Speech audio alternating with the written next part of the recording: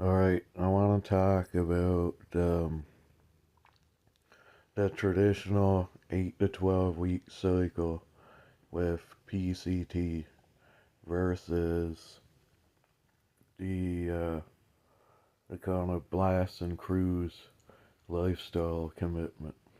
The traditional 8 to 12 week cycle, how it works, you basically run, a high to moderate dose of PEDs for 8 to 12 weeks. You stop all gear, and your body's natural testosterone is basically shut down or suppressed now.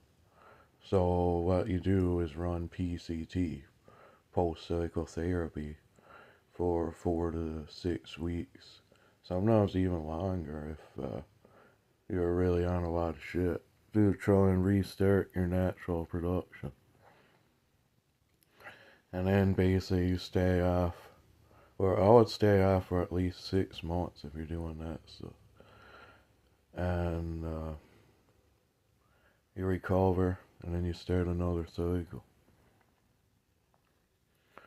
So that is what most people do, like your average gym guy that hops on a cycle. It kind of lets your natural levels recover. Uh, at least tries to prevent long-term suppression. But, and this is a big but, PCT doesn't always fix that shit now. Sometimes it's permanent. And, that means you're never going to fully recover your natural test levels, which means you're going to need permanent TRT anyways. And when you crash, you crash. You go from feeling like Brad Pitt in Fight Club to feeling like, I don't know, some goofy kind of guy. And yeah, you're gonna turn into a bag of milk again after coming off cycle. Like your gains are just gonna evaporate basically. So the other one, blasting and cruising. So you got a blast phase where, some people go up to 1500 milligrams a week. But, they're at least gonna go up a bit, right? Probably 500 to 600. And then instead of coming off everything, they just drop down to tests only and cruise on about 100 to 200 milligrams a week. And because of how that works, your natural testosterone's, gone. Finito. You're never gonna make that shit on your own. And well, you're not gonna do PCT. And it's like I said, it's a deal with the devil. You're selling your life away and say, alright, I'm gonna be on this permanently. The pros, there's no, post-cycle crash. The mood and strength and so forth is going to stay more stable. And basically, once you got it built, you can just maintain it with TRT. And this is basically, if you're at like a high level competition in bodybuilding, or like fitness modeling, stuff like that, or like an actor, then, that's the easiest way you're gonna stay like that year round. The negatives, well, obviously, like I said, you're shut down for life. There's long-term health costs for this too. Your cholesterol, your heart, your blood pressure, your kidneys, your liver, and it's the longer you do that too, the more you're gonna be hooked on your look. So you're never gonna want to stop it. It's an addiction at that point. Basically what you can call this is an addiction at that point. and is going to be very expensive and medically demanding too, you know. And another thing people forget, like the law, you know, in certain countries, the laws against PEDs or steroids are not that severe. But, you know, for most people in the States, they carry the same sentences that actual drugs do, like cocaine. So, you sure you want to risk it? So, every national level guy, and every, like, IN influencer, they're gonna do some blasting cruise or permanent TRT blast. Because they gotta keep their size, they can't have mass drops, they gotta have stable hormones, they gotta be photo shoot ready whenever. And, you know, there's just no way to keep, you know, 260, 280 shredded on cycling. And, you know, they gotta get their blood work done constantly. They gotta have like regular cardiologist visits. They gotta track their lipids, blood pressure. And yeah, it's not a joke, they die younger and at a higher rate.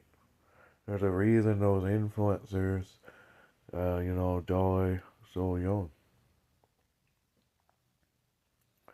So, you know, if you want the real difference in plain English, um, you know, traditional cycles, they give you gains, and it's basically gains on loan. As you're gonna pay it back with your testosterone shutting down for a few months and losing everything. Basically everything.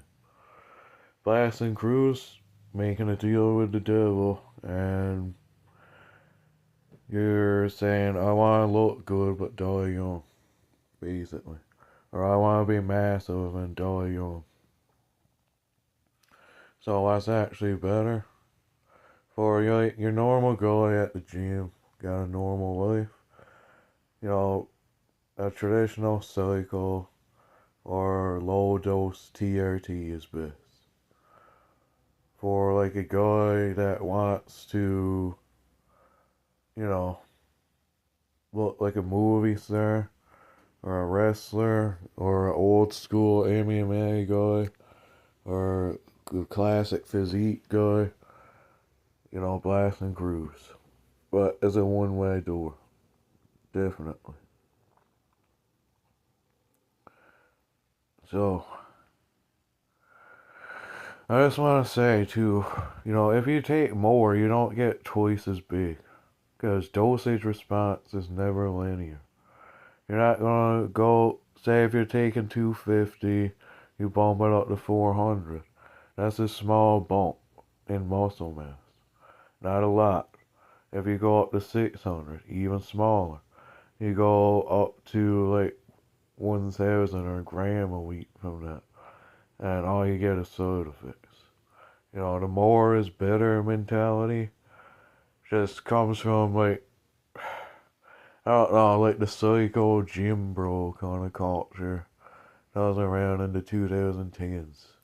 Like it kind of leaked into like the Zoomer generation. You know, if you're already dialed in, your physique's gonna show the truth. And that physique is the result of training, eating, sleeping, and being patient. And, you know, not just like eating anything. Eating in a calorie deficit at a high protein, macro wise. But also you're going to need carbs, you're going to need fats, you're going to need your vitamins and minerals. Sleep, you know, optimally,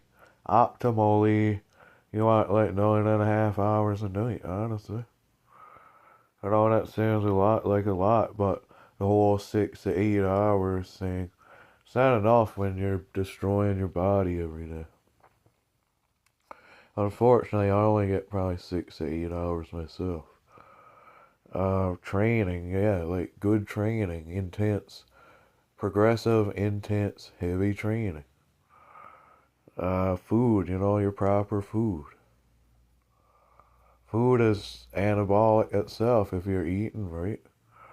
Like, most people don't eat right, and they just think it don't matter, but it does. And, like, so some people out there might be saying, no, like, okay, well, I want to be 250 pounds, or 290 pounds. Yeah, but are you genetically born with the weird biology to tolerate that? And even pros don't gain more muscle after a point. They maintain what they built over 15 years. They don't keep adding 10 pounds of muscle a year. You know, most people, more steroids is more acne, more health effects, shorter life. Don't do it.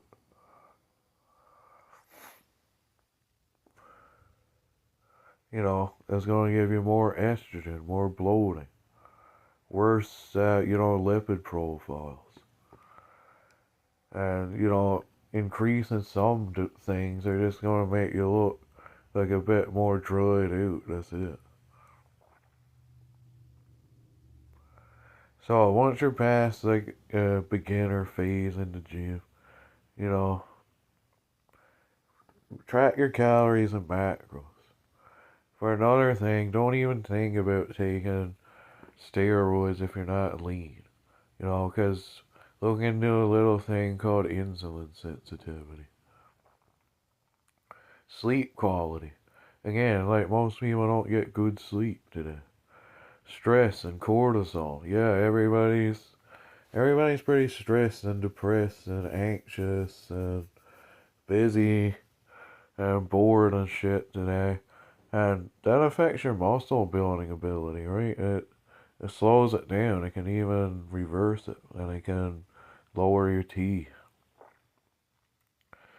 And, training intensity and progression. Most people do not go into a gym training hard, training angry, training focused, dialed in, locked in, doing, sets of failure, using like advanced techniques like rest pause, supersets, giant sets, pyramid sets, reverse pyramid sets. Most people don't even do linear progression. Most people go in there and don't train good at all. They just want to go in and be like, hey, how's it going? You know, that's alright too. Like, all I'm saying, you can go to the gym and do whatever you want. I don't care. Just like, don't annoy me. Don't annoy anybody else. But when you don't get the results you get, don't be jealous of people who work. And yeah, everybody's built different too. Why you want to compare yourself to other people at the gym? That guy was like saying, "Oh, I'm all natty, bro." He could be on all kinds of fucking shit. And even if he's not, so what? Like, is that the measure of a man is not his bench press. I'm sorry.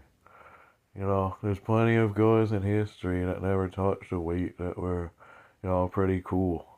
Most of history, for most of history, men didn't lift weights or take steroids.